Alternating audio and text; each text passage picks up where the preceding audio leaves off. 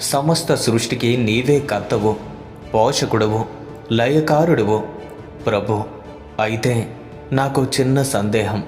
ప్రభు, మాఘమాసం శుక్లపక్షంలో వచ్చే ఏకాదశి గురించి నాకు తెలుసుకోవాలి అని ఉంది. ఆ ఏకాదశి మహిమ ఏంటి? ఎలా పాటించాలి?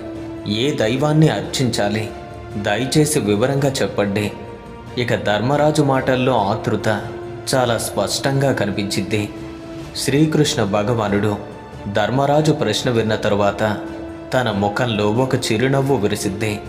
ఆయన అనుగ్రహపూర్ణమైన స్వరంతో ఇలా చెప్పసాగాడు. రాజోత్తమ, ధర్మరాజా, మాఘమాస శుక్లపక్షంలో వచ్చే ఈ ఏకాదశి జయ ఏకాదశిగా సుప్రసిద్ధమైంది.